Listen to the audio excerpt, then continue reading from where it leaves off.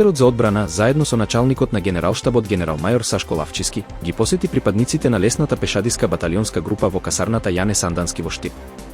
Тие учествуваа на мултинационалната вежба Сабер Џаншон 2025 во Хохенфелс, Германија. Вежбата представува историски успех, за прв пат зајакната чета со сите маневарски и логистички елементи се распореди надвор од државата и успешно ги изврши задачите. Министрот им честиташе за високото ниво на професионализам и подготвеност. Првата линија од проектот Градски воз во Скопје ќе почне да се обраќа од почетокот на следното лето, најави вице-премиерот и министер за транспорт Александар Николовски. Делницата Зелениково, Драчево, Лисиче, Кисела вода, аеродром, нова железничка веќе е во изградба, а во текот на следната година ќе почнат и другите две линии. Николовски најави дека се водат преговори со ЕБОР за набавка на нови локомотиви и вагони. Тој додаде дека физибилити студиите за брзата пруга се во тек и градежните работи ќе почнат следната година. Вкупното домашно производство на електрична енергија во август 2025 изнесувало 381.301 мегаватчас, што представува 93,2% од вкупната потрошувачка, објави Државниот завод за статистика. Вкупната потрошувачка на енергенти изнесува 409.092 мегаватчаса електрична енергија, над 20 милиони нормални кубни метри природен газ, 267.987 тони јаглен и 110.475 тони нафтени деривати.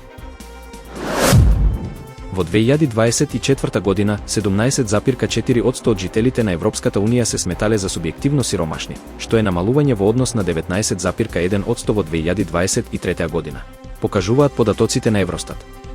Највисока сиромаштија е регистрирана во Грција со 66,8%, а најниска во Холандија и Германија со по 7,3%. Според возрастни групи, најзагрозени се младите под 18 години со 20,6%.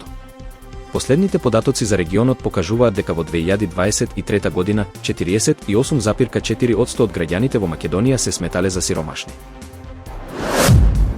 Околу 40% од граѓаните на Косово сметаат дека живеат полошо отколку во 2020 година, покажува истражувањето на Валикон. Главна причина за незадоволството се растечките трошоци и инфлацијата, која загрижува 70% од испитаниците. Поради тоа, повеќето купуваат поевтини производи или користат акции и попусти, а само 1/5 успева да штеди како порано. Политичката состојба исто така предизвикува загриженост кај 54% од граѓаните. Унгарија работи на план за заобиколување на новите американски санкции против руските нафтени компании Лукойл и Роснефт, изјави премиерот Виктор Орбан без да открие детали. Санкциите, воведени од американскиот претседател Доналд Трамп, имаат за цел да ја притиснат Москва да прифати прекин на огнот во Украина. Орбан нагласи дека веќе разговарал со раководството на МОЛ, чиите рафинерии во Унгарија и Словачка зависат од руската нафта преку нафтоводот Дружба. Новите мерки би можеле дополнително да ја отежнат енергетската ситуација во регионот.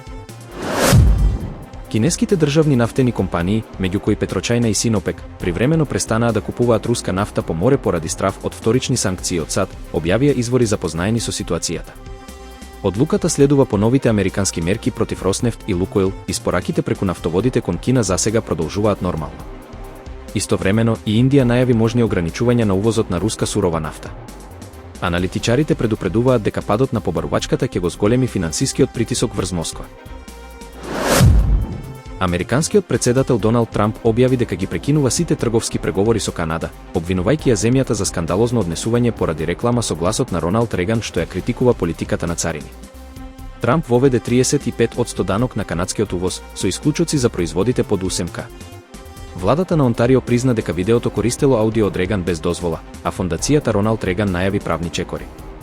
Канадскиот премиер на Онтарио, Даг Форд, вети дека ќе се спротивстави на американските царини. Големо невреме синоќ ја зафати Далмација и повеќе делови од Хрватска. Силна бура го погоди Осиечко-Барањскиот округ, оставајќи илјадници жители без електрична енергија. Во Загреб пожарникарите интервенирале на 66 повици, главно западнати дрвја и поплавени објекти.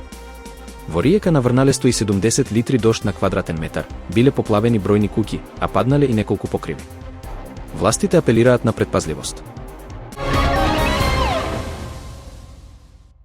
По повод 110 години од формирањето на Македонскиот фронт, во холот на Даймонд Мол беше отворена изложбата Македонија, македонците, Македонскиот фронт низ објектив, во организација на Државниот архив на Република Македонија.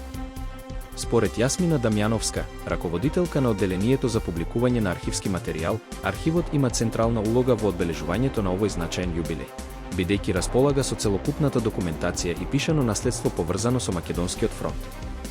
Во подготовката на изложбата учествувале и приватни колекционери, Владко Милошовски, Кирил Вангелов и Димера Тајковски, како и воениот музеј при Министерството за одбрана, со што е создадена богата и сеопфатна поставка. Изложбата го прикажува не само фронтот, туку и секојдневието на населението за време на Првата светска војна, преку архивски фотографии кои го замрзнуваат моментот и овозможуваат ретроспективен поглед кон периодот од 1914 до 1918 година. Како што истакна Дамјановска, фотографијата има клучна улога како историска меморија, а изложбата ги представува и фотографите од различни страни на конфликтот, српскиот свештеник и фотограф Ристо Шуковиќ, американскиот фотодокументарист Мел Вевој, како и германски и француски фотографи кои ја документирале реалноста на Македонскиот фронт. Поставката нуди уникатен увид во тоа како различни објективи и перспективи ја доловиле историјата и човечките судбини од тоа време.